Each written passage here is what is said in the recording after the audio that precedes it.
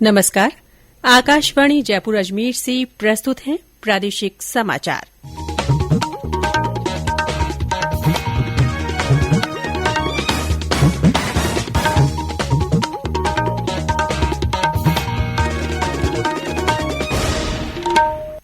मुख्य समाचार। झुंझुनू जिले के गुढ़ागौड़जी थाना क्षेत्र में सड़क दुर्घटना में 11 लोगों की मृत्यु, 5 घायल।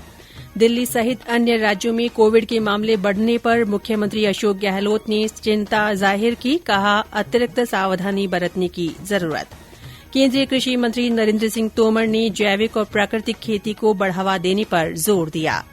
सवाईमाधोपुर के रणथंभौर टाइगर रिजर्व में लापता बाघों का पता लगाने के लिए 2 कमेटियां गठित। और प्रदेश में भीषण गर्मी और लू से जनजीवन प्रभावित, मौसम विभाग ने कल कई जिलों में तेज आंधी और बिजली गिरने की चेतावनी जारी की।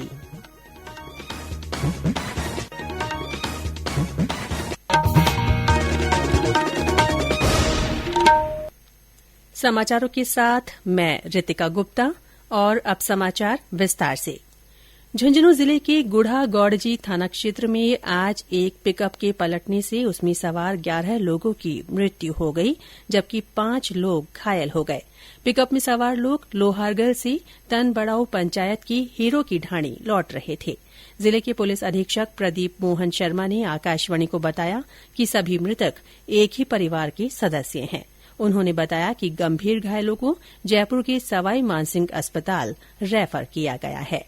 ये सड़क दुर्घटना झुंझुनू गुढ़ा रोड पे थाना गुढ़ा के अंतर्गत हुई। ट्रैक्टर ट्रॉली सड़क के किनारे खड़ी थी। एक पिकअप वाहन जिसमें करीब 15-16 जने बैठे थे। परिवार में किसी की मृत्यु होने पर लोहारगढ़ तीर्थ से वापस लौट रहे थे। लौटते समय पिकअप चालक का संतुलन बिगड़ने से वो खड़ी ट्रैक्टर ट्रॉली में टकरा, जिससे 8 जनों की मौके पर डेथ होगी। बाद में और हॉस्पिटल ले जाने के बाद अब तक कुल 11 जनों की दुर्घटना में मृत्यु हो चुकी है और 5 अभी इसमें गंभीर घायल हैं, जिनका इलाज चल रहा है। सूचना मिलने पर मैं और जिला कलेक्टर महोदय हम घटनास्थल पर हॉस्पिटल पर पहुंचे हैं। अभी जो घायल हैं उनको एसएमएस जयपुर रेफर किया गया है। मुख्यमंत्री अशोक गहलोत ने मृतकों के परिजनों के प्रति संवेदना व्यक्त की है। उन्होंने ट्वीट संदेश में दुर्घटना में घायल हुए लोगों के जल्द स्वस्थ होने की कामना की है। एक अन्य घटना में झुंझुनू जिले के ही बासड़ी गांव के पास आज पिकअप की टक्कर से मोटरसाइकिल पर सवार 2 युवकों की मौत हो गई। पिकअप चालक मौके से फरार हो गया। मुख्यमंत्री अशोक गहलोत ने आज एक ट्वीट कर दिल्ली सहित अन्य राज्यों में कोविड के मामलों में बढ़ोतरी पर चिंता जाहिर की है। उन्होंने कहा कि दिल्ली में पॉजिटिविटी रेट 5% से ज्यादा हो गई है। बढ़ते मामलों को देखते हुए अतिरिक्त सावधानी बरतने की जरूरत है। इस बीच अन्य राज्यों में कोविड के बढ़ते मामलों के मद्देनजर प्रदेश में भी स्वास्थ्य विभाग ने सतर्कता बढ़ा दी है। विभाग की ओर से सीमावर्ती जिलों में सैंपल बढ़ाने के निर्देश दिए गए हैं। इस समय प्रदेश में सक्रिय मरीजों की संख्या 105 है। वहीं नए मरीजों की संख्या में अभी कोई खास बढ़ोतरी नहीं हुई है। केंद्र सरकार ने स्वास्थ्य क्षेत्र के कोरोना योद्धाओं के लिए प्रधानमंत्री गरीब कल्याण पैकेज बीमा योजना को और 180 दिन के लिए बढ़ा दिया है।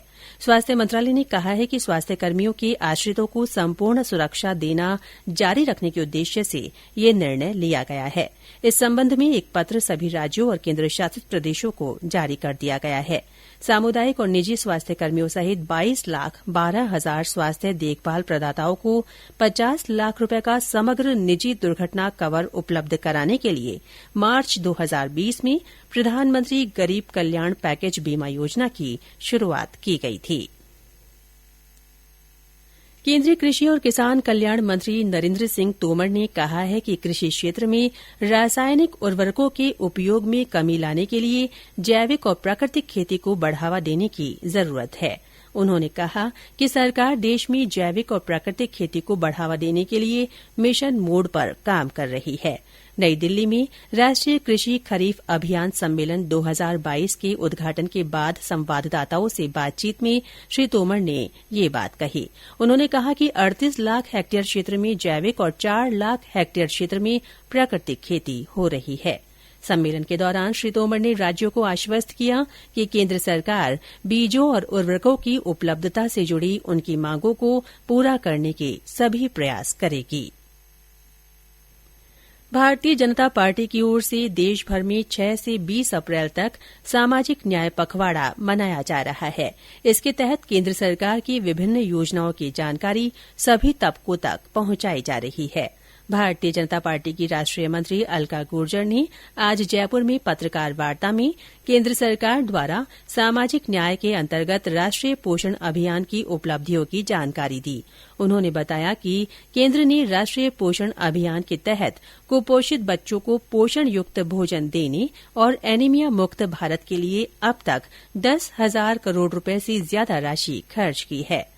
उन्होंने आरोप लगाया कि केंद्र की ओर से विभिन्न मदों में भेजी गई राशि का राज्य सरकार उपयोग नहीं कर पाई है। राजस्थान में निर्भया का फंड अभी तक 10% भी खर्च नहीं हुआ है। बेटी बचाओ का फंड 40% खर्च हुआ है और राजस्थान में केंद्र द्वारा जो योजनाएं आ रही हैं जिसका 60-40% रेशो है, उसका 60% केंद्र से आने के बाद भी राज्य सरकार अपना जो हिस्सा है वो उसमें नहीं दे पा रही है। इसी के कारण राजस्थान की नीचे से तीसरा नंबर है इन योजनाओं को सुनिश्चित करके और माता के स्वास्थ्य के बारे में सोचने के बारे में। ये समाचार आकाशवाणी जयपुर अजमेर से प्रसारित किए जा रहे हैं। समाचार अभी और भी हैं, उससे पहले ये संदेश। कंपटीशन की अगर आप कर रहे हैं तैयारी तो उनके लिए ऑल इंडिया रेडियो पर हम लाए हैं अभ्यास, एक ऐसा कार्यक्रम जिसमें आप पूछेंगे सवाल व्हाट्सएप नंबर 9289094044 पर या फिर ईमेल करेंगे abhyas.airnews@gmail.com पर और हमारे विशेषज्ञ देंगे इसका जवाब। इस बार का विषय है इकोनॉमिक्स। सवाल भेजने की अंतिम तारीख है 20 अप्रैल। आपका अभ्यास हमारा प्रयास।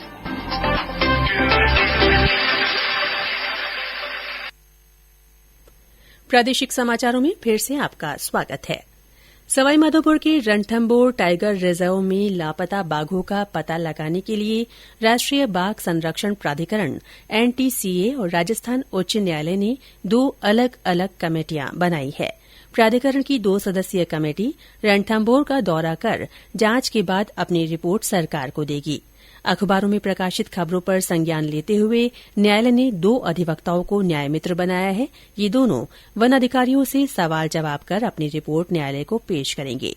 एजेंसी के अनुसार वर्ष 2019 से जनवरी 2022 तक रणथंभौर से 13 बाघ बाघिन लापता हुए हैं। उधर सरिस्का वन क्षेत्र में बने एनक्लोजर में फरवरी 2020 से बंद बाघ ST6 की आज मृत्यु हो गई। बाघ 3 दिन से खाना नहीं खा रहा था। और अब आजादी का अमृत महोत्सव से जुड़े समाचार। आजादी का अमृत महोत्सव।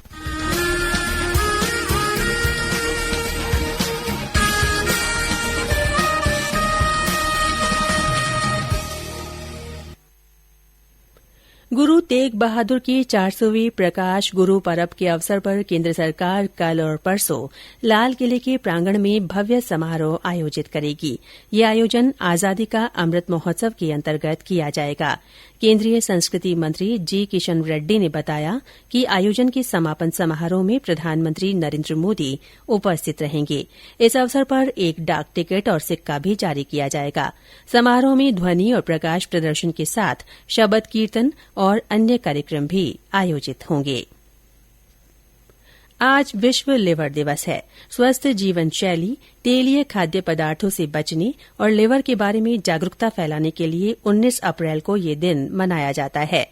लिवर से संबंधित हेपेटाइटिस बी, सी और हेपेटोसेलुलर कार्सिनोमा जैसे रोग अक्सर खराब जीवन शैली, शराब और मादक पदार्थों के अत्यधिक सेवन, लंबे समय तक पौष्टिक भोजन नहीं करने, निष्क्रिय जीवन शैली और व्यायाम की कमी के कारण होते हैं। 28 जुलाई 2018 को स्वास्थ्य एवं परिवार कल्याण मंत्रालय ने राष्ट्रीय वायरल हेपेटाइटिस नियंत्रण कार्यक्रम की शुरूआत की थी। इस कार्यक्रम का उद्देश्य 2030 तक सतत विकास लक्ष्य को हासिल करने के लिए हेपेटाइटिस से बचाव और नियंत्रण करना है। आयुर्वेद में स्वस्थ लिवर के लिए समग्र दृष्टिकोण को अपनाया गया है। इसके लिए पौष्टिक भोजन, व्यायाम और तनाव से राहत देने वाली तकनीकें जैसे योग और प्राणायाम शामिल हैं। अक्षय तृतीया पर प्रदेश में संभावित बाल विवाहों की रोकथाम के लिए प्रशासन मुस्तैद है। बूंदी जिला कलेक्टर ने ग्रामीण स्तर पर कार्यरत कार्मिकों के दल का गठन किया है।